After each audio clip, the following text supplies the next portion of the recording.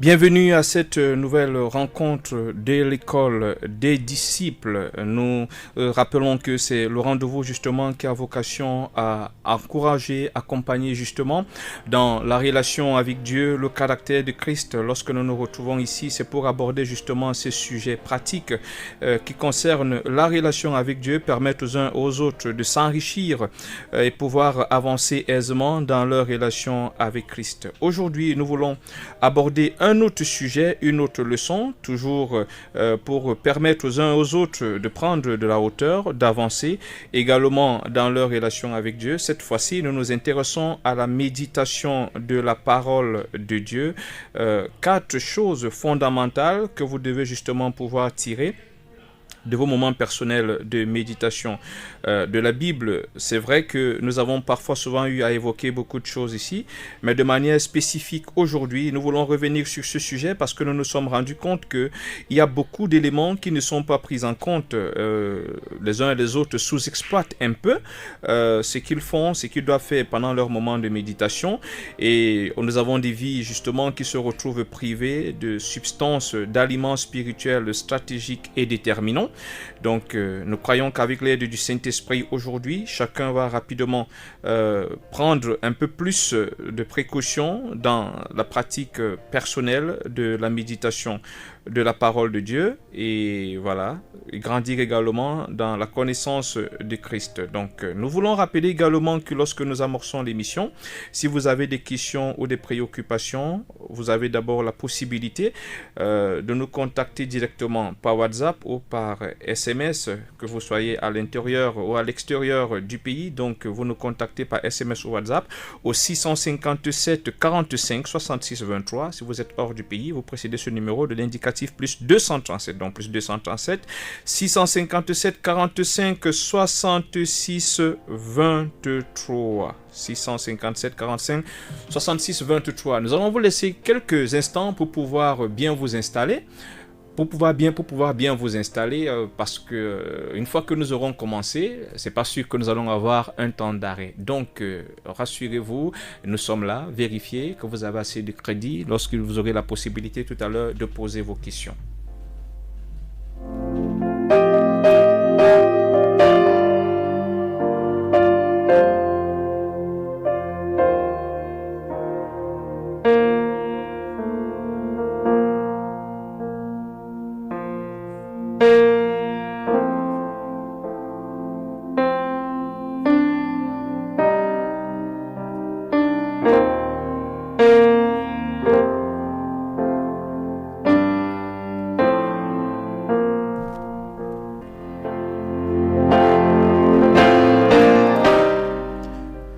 Quatre choses essentielles dans la méditation biblique personnelle. Normalement, lorsque vous avez un moment de méditation personnelle, en dehors bien sûr de la méditation qui va porter peut-être sur les généalogies ou alors sur des histoires, le reste, c'est-à-dire lorsque vous avez affaire à des textes où il y a des interpellations, des instructions, ainsi de suite, et même aussi lorsque vous méditez des histoires, parce qu'il y a des histoires très enrichissantes, des histoires qui sont, n'est-ce pas, de véritables ressources spirituelles, il y a au moins quatre choses qui doivent ressortir justement de votre méditation. Il y a au moins quatre choses que votre méditation doit produire. Premièrement, première chose, des éléments pour votre code de conduite personnelle. Nous avons déjà expliqué ici ce que c'est que le code de conduite personnelle. C'est un peu ce qu'on peut appeler mon livre de loi personnel, l'ensemble des règles et des principes que je m'impose dans le cadre de ma relation avec Dieu. Ces règles et ces principes ne sont pas fantaisistes, ils vont s'inspirer justement de mes difficultés, des échecs, mais surtout dans le cas d'espèce, puisque nous sommes dans le domaine, de ce que je sors de mes moments de lecture et de méditation. Ça veut dire que, par exemple, aujourd'hui, j'étais en train de méditer sur le pardon, ou alors j'étais en train de méditer sur une histoire, l'histoire peut-être voilà, l'histoire de celui qui s'est montré impitoyable. Pour lui on a pardonné, il n'a pas voulu pardonner à l'autre, et je tire la leçon qu'en temps normal nous devons pardonner aux autres si nous voulons être pardonnés, et donc du coup je m'impose désormais que je vais désormais pardonner, je vais désormais absoudre des autres. C'est désormais une règle que je m'impose. Cette règle m'a été inspirée de la méditation que j'ai faite. Donc quand vous avez fini une méditation, on devrait pouvoir trouver ce que vous vous imposez désormais désormais comme règle par rapport à cela. Cette méditation doit vous avoir apporté un nouveau principe de vie, une nouvelle règle de vie, un challenge que vous êtes censé relever. C'est la première chose. Si vous avez fini une belle méditation et que vous n'êtes pas à même de pouvoir dire, parce que c'est une question au niveau de l'école des disciples, c'est la question que nous posons toujours lorsque nous amorçons je vais dire, dans la pratique de la méditation, nous demandons toujours, oui, quand tu as fini cette méditation, qu'est-ce qu'elle t'a inspiré comme règle? Qu'est-ce que tu t'es désormais imposé? Qu'est-ce que tu as décidé de faire? Qu'est-ce que tu as décidé d'adopter désormais? Donc, votre méditation doit aboutir justement à cette règle-là, à ce principe-là qui viendra enrichir votre code de conduite personnel. Premièrement. Maintenant, deuxièmement, votre méditation devrait pouvoir également vous donner des éléments d'identification du plan de Dieu pour votre vie. Parce que le plan de Dieu pour votre vie se révèle de différentes façons, parmi lesquelles la méditation personnelle de la Bible. C'est à travers la méditation que Dieu vous révèle également le type d'homme que vous devez être, le type de citoyen que vous devez être, le type de femme que vous devez être, parce qu'à travers ces versets bibliques que vous lisez, il y a des valeurs sur lesquelles il vous interpelle, il y a des habitudes et des pratiques sur lesquelles il vous interpelle, et en vous interpellant là-dessus, en vous les montrant, il est en train de vous dire, voilà ce que j'attends de toi, voilà ce que je veux que tu fasses, voilà ce que je veux que tu sois désormais. Donc, c'est pour cela que toujours dans les exercices au niveau de l'école des disciples, il y a cette question qui revient souvent, êtes-vous capable de dire le type d'homme, le type de femme, le type d'enfant, le type de fils, le type de ceci que Dieu vous appelle? Certains ont l'impression que c'est un mystère. Non, c'est pas un mystère lorsque vous pratiquez normalement la méditation de la Bible, parce que à travers la méditation de la Bible, Dieu vient indexer les choses qu'il faut enlever. Il vient désormais indexer des choses qu'il faut adopter, des habitudes, des caractères, des pratiques qui doivent désormais être vôtres. Et c'est aussi cela, sa volonté. Vous vous rendez compte que le même verset, un autre frère va le lire, Dieu ne va pas l'interpeller sur les mêmes choses. Sur ce verset, Dieu a autre chose à lui dire qui soit spécifique à lui, spécifique à ce que lui, Dieu attend de lui. Pour vous, la chose qu'il vous a dite vous concerne personnellement. Je vais prendre une histoire, par exemple. Il y a cette histoire de David lorsqu'il est en train de fuir Absalom et que Chiméi justement vient, commence à se moquer de lui. Il y a le général de David qui lui dit, donne-moi un ordre, je vais m'occuper justement de cet homme. C'est une histoire qui m'a marqué au début de ma foi, mais vous voyez, certainement vous l'avez déjà lu. La différence, c'est que moi, le jour où je l'ai lu, elle avait une autre connotation et ça m'avait beaucoup aidé. Parce que ce jour, qu'est-ce que j'avais compris? Quand David dit à son chef de l'armée, mais s'il me maudit, c'est que Dieu lui a dit, maudit David, qui suis-je? Ce que moi, j'avais compris ce jour, ou pour mieux dire, la révélation que Dieu voulait me donner, c'est qu'en réalité, David, en ce moment-là, était persuadé, déjà premièrement, David était conscient de la valeur qu'il a aux yeux de Dieu. Deuxièmement, David savait que nul ne peut se tenir devant lui si Dieu ne le permet. Alors, si déjà quelqu'un a réussi à atteindre, ça veut dire que Dieu a vu et Dieu a laissé. Et si Dieu a laissé, cela justement participe d'un plan. Alors David dit que, mais qui suis-je donc? Et généralement, cette perception m'a aidé premièrement à ne plus en vouloir aux gens. Parce que souvent, vous voyez, on se dit pourquoi il est en train de le faire. À cause de cela, à la limite, pourquoi je vais lui en vouloir? S'il réussit à me calomnier, c'est que Dieu a laissé. Parce que Dieu pouvait empêcher qu'il me calomnie. Dieu pouvait empêcher qu'il aille raconter des choses sur moi. Si Dieu a laissé, Dieu a permis, c'est pour un but. Alors du coup, je ne vois pas pourquoi je vais en vouloir au frère, je vais en vouloir à la sœur. Je prends un cas. Vous allez lire la même histoire. Dieu ne vous dira pas la même chose ou ne vous donnera pas la même compréhension parce que ce n'est pas le même principe, la même vérité, le même pilier qu'il veut construire dans votre vie. Donc, et c'est pour ça que nous avons dit ici, c'est en fonction de ce à quoi Dieu vous appelle qu'il vous parle également dans vos moments de méditation. Tout le monde, il y a des gens quand vous lisez le cahier, vous allez lire le cahier de méditation d'un évangéliste, d'un intercesseur ou bien d'un prophète, vous allez trouver des différences qui sont rattachées justement à leur ministère. Donc, il y a donc des éléments d'identification du plan de Dieu qui ressortent également de votre méditation personnelle et qu'il est important de prendre également en compte. Donc ça vous permet d'enrichir un peu ce que nous avons appelé un peu ma feuille de route. Donc un peu c'est ce document dans lequel nous appelons souvent le disciple à écrire ce qu'il a compris du plan de Dieu pour sa vie. Donc il peut être enrichi également à partir de ces éléments qui sont sortis à l'occasion de la méditation. Le troisième élément, des outils d'ajustement de votre vision des choses, de votre caractère, etc. Si je reviens sur l'exemple que j'ai pris tout à l'heure avec l'histoire de David et Shimei lorsqu'il fuyait Absalom, vous voyez qu'en ce moment-là, par exemple, dans mon cas, ma vision des choses a changé.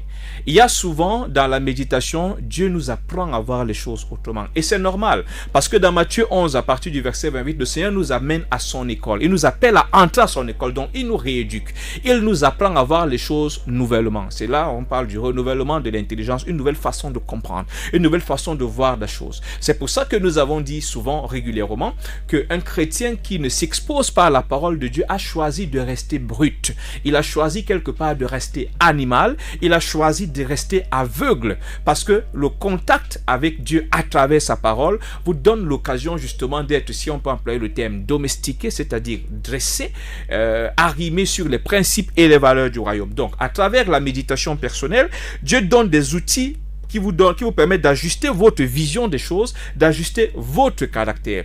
Vous allez vous rendre compte que suite à une méditation, peut-être dorénavant, votre attitude vis-à-vis des gens a désormais changé parce que vous avez découvert une vérité biblique qui a changé votre perception des choses, qui vous a amené à voir les hommes différemment, qui a changé votre caractère. Je vais prendre un cas de figure également, si au cas où l'histoire de Shimei, par exemple, ne viendrait pas à convaincre les uns et les autres, nous allons nous rendre compte que nous avons dans la Bible des histoires même de guérison qui ne sont pas pareilles.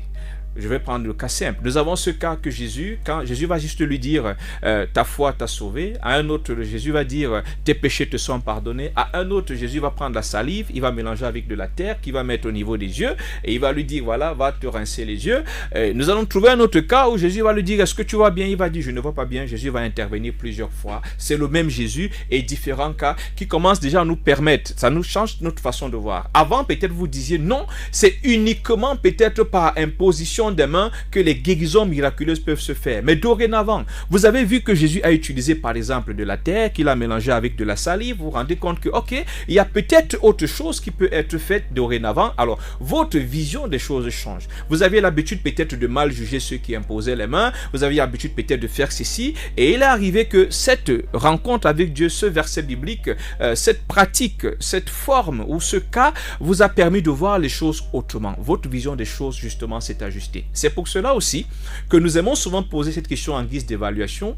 Qu'est-ce qui, dans ta façon de voir l'homme, de voir Dieu, de voir la société, ou de voir même l'Église, ou de voir les serviteurs de Dieu, a changé suite à un verset biblique, suite à une méditation? Parce que ta méditation devrait également changer ta perception des choses. Ta méditation devait changer ta compréhension des choses. Lorsque vous avez fini, par exemple, de lire l'histoire de Jérémie, l'histoire de Samuel, l'histoire d'Ésaïe, l'histoire d'Élie, l'histoire d'Élisée, vous allez finir par vous rendre compte que oui, tous sont peut-être prophètes, même si aujourd'hui on va ajouter majeur, mineur, ainsi de suite, tous sont prophètes, mais on se rend compte que Dieu ne se déploie pas de la même façon avec tout le monde. Lorsque Samuel, le voyant, a une maison, on a l'impression qu'il a une certaine noblesse. On se rend compte que Jérémie, lui, il est dans la contestation. On va se rendre compte ceci, on va se rendre compte de cela. Donc, la méditation de la parole de Dieu forge également notre perception des choses, nous délivre de fausses perceptions que nous avons et nous permet d'avoir justement une autre façon de voir. Alors, vous devez donc trouver à la fin d'une méditation également des éléments qui vous permettent d'ajuster votre façon de voir, d'ajuster également votre caractère, parce que peut-être jusque-là, vous étiez encore trop carré sur certaines règles, certains principes issus de l'éducation que vous avez reçue avant, issus de certaines difficultés, de certaines déceptions que vous avez subies. Mais voilà, à la suite de la rencontre avec Dieu dans un verset, cette vision des choses a changé et du coup, vous vous rendez compte que ce caractère, cette habitude n'est pas bonne. Vous commencez à y travailler. Donc, des éléments pour ajuster votre vision des choses, pour ajuster votre caractère. Le quatrième élément, la quatrième chose essentielle justement qui devrait également ressortir de votre méditation, c'est des ingrédients pour le renforcement de votre foi. Il y a également dans la méditation cette capacité à pouvoir renforcer notre foi, à pouvoir redynamiser, revitaliser notre foi. C'est normal bien aimé, parce que la foi ne peut pas vivre sans la parole de Dieu. C'est la parole de Dieu qui revitalise notre foi, qui la vivifie. C'est pour ça que vous remarquerez que lorsqu'à un moment vous êtes déjà en baisse de régime spirituel, vous avez l'impression que votre foi est en train de s'émousser, vous perdez les repères, vous remarquerez que lorsque vous retournez dans la parole de Dieu, à un moment vous êtes comme requinqué, vous êtes comme boosté, vous êtes comme revitalisé. C'est comme si vous allez renaître. Oui, parce que, rappelons-le, la foi vient de ce qu'on entend vient justement de la parole de Christ. Donc quand nous allons réécouter, nous allons la relire, elle va redynamiser notre foi, elle va même challenger notre foi. Tout à l'heure, avant le début de cette émission, je discutais justement avec quelqu'un, un des étudiants de l'école des disciples, et on parlait justement de l'importance de la foi. On parlait de l'importance de la foi. J'ai pris un exemple personnel. J'ai eu une enfance et puis qui ne me prédisposait pas vraiment à être un certain type d'homme, à être un certain type de parent. À côté de cette enfance-là, il y a également les gènes un peu dont j'ai hérité. Et à un moment, ça commençait à travailler beaucoup au début dans mon couple. Et puis, j'avais été choqué par quelque chose. Je m'étais rendu compte, et c'est de là que c'était parti, je me suis rendu compte que dans la Bible, nous avons Matthieu, nous avons Jean, nous avons Jacques, qui sont des bons disciples, si on enlève Judas Iscariote, qui sont tous de bons disciples qui ont réussi à marquer leur génération. Je me suis dit, mais tiens, ces gens, on ne connaît pas trop leurs ascendants, on ne connaît pas trop leur enfance. Rien ne nous garantit qu'ils ont eu une enfance facile, rien ne nous garantit que les ascendants étaient des gens sérieux, rien ne nous garantit qu'en remontant un peu plus haut, on ne va pas trouver des gens malhonnêtes, violents, ainsi de suite, pourquoi pas peut-être même homosexuels, rien ne nous garantit si on va vraiment fouiller. Mais ce qu'on remarque néanmoins, c'est que, quoique nous connaissions surtout leur histoire à partir de Jésus, c'est qu'à partir de Jésus, c'est des gens qui ont un parcours noble, un parcours justement intéressant, un parcours qui enseigne. Alors, tiens, si ces gens n'ont pas été définis par leurs origines, s'ils n'ont pas été définis par leur passé, par leur enfance, par leur gène, et qu'ils ont été définis à partir de leur rencontre avec Christ, pourquoi moi, Charlie Bitek, je devrais être défini par mes gènes, défini par mon enfance, défini par la famille dont je suis issu? Ça créait un déclic, et puis ça créait justement en moi cette foi que, en réalité, même si d'un point de vue génétique, je suis condamné à avoir un certain parcours, même si d'un point de vue de l'histoire de ma famille, de mon enfance, je suis condamné à avoir un certain parcours, je viens de découvrir qu'avec Christ, les choses ne sont pas censées être comme ça va être différent. Il y a cette foi qui est née, et c'est avec cette foi que je suis allé parler au Seigneur. J'ai dit au Seigneur, oui, avant c'était peut-être ça, mais là c'était sans toi. Maintenant que tu es là, parce que avant c'était avant, entre avant et aujourd'hui, il y a toi qui interviens au milieu. C'est de là qu'est née justement la vidéo qui est sur YouTube, Christ la rupture, parce que dans cette vidéo je partage justement ce message, et ça a changé ma façon de voir, ma façon de me regarder, n'est-ce pas, ces lacunes, ces tares que j'avais, de regarder ces handicaps qui pouvaient être génétiques, qui pouvaient être liés au type d'enfance que j'ai eu, et de cesser d'excuser mes lacunes d'aujourd'hui par hier. Ah non, je suis comme ça, j'ai eu une enfance qui a été ceci, qui a été cela. Donc il y a également ce pouvoir que la méditation a, de pouvoir déclencher chez vous votre foi, de vous donner une assurance, un fondement qui vous élève au-dessus de vos faiblesses, au-dessus de vos peurs, au-dessus de vos handicaps. Et c'est pour cela que nous avons généralement dit qu'il ne faut pas aborder la méditation avec légèreté, parce que vous vous rendez compte qu'il y a beaucoup d'éléments riches qui sortent de là, des ingrédients solides qui peuvent carrément changer totalement votre façon de voir les choses, votre façon de voir Dieu, votre façon même de vivre votre relation avec Dieu.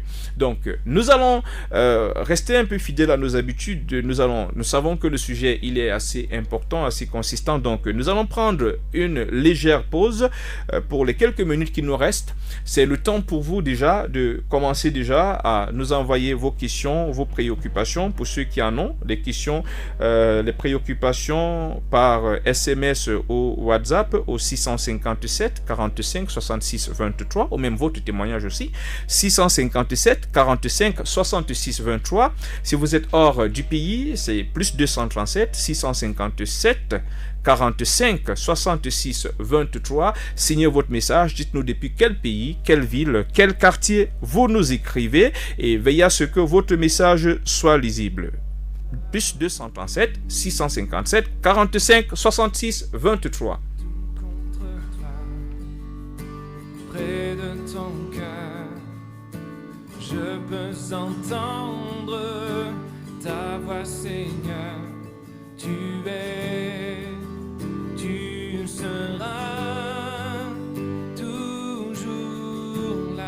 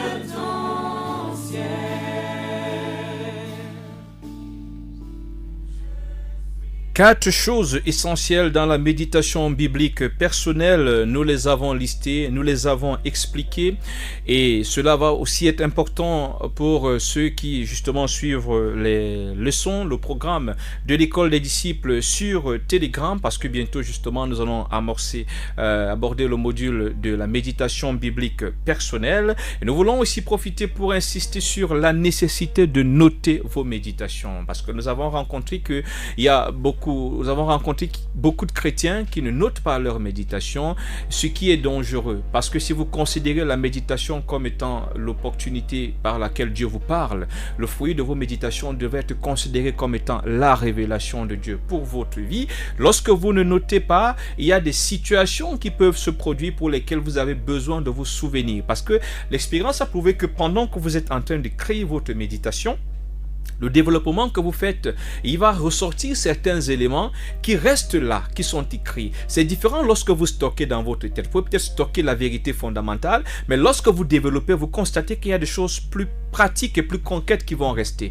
À un moment, ça arrive à tout le monde, vous avez l'impression que vous buguez un peu spirituellement, ça ne va pas du tout. Généralement, ce qu'on recommande lorsqu'on rencontre ce moment-là, c'est de retourner justement dans ces cahiers spirituels, le premier étant le cahier de méditation.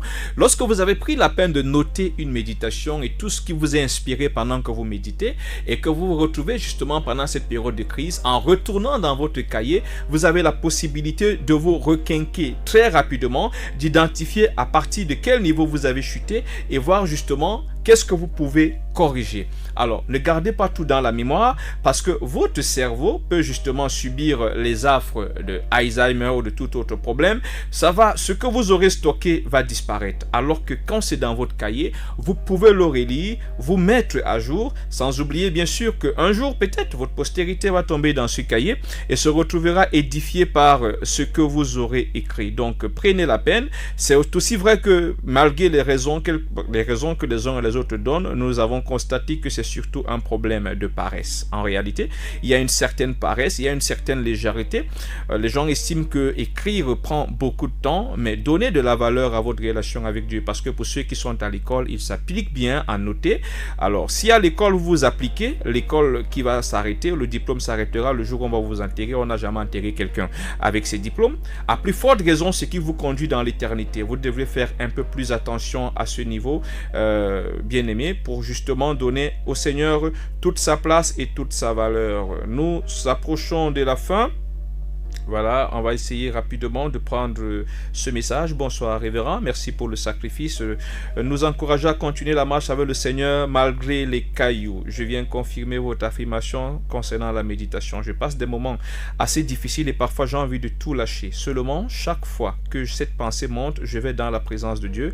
Et quand je commence à lire et à méditer la parole de Dieu, les forces me reviennent et tout perd de sa force autour de moi. Léa de Lokwaba, que Dieu vous bénisse richement. Merci Léa. Soyez fortifiés et continuez justement à rester au pied du Seigneur, à vous ressourcer dans sa parole. C'est la meilleure source de vitalité ou de revitalisation dont nous ayons besoin. Nous voulons également encourager les uns et les autres. Nous avons mis sur pied un magazine d'édification dans lequel nous continuons à nous déployer. Donc dorénavant, l'école des disciples, c'est bien sûr Facebook, la page Facebook, l'école des disciples, c'est aussi Telegram, les leçons, les exercices interactifs sur Telegram, mais également dans le coin du réveil, vous allez retrouver l'école des disciples. Le coin du réveil, c'est un magazine d'édification spirituelle dans lequel beaucoup de sujets sont abordés. Cette édition de novembre aborde beaucoup de sujets intéressants. En l'occurrence, la plus grande leçon de la vie chrétienne, dépendance totale du Saint-Esprit.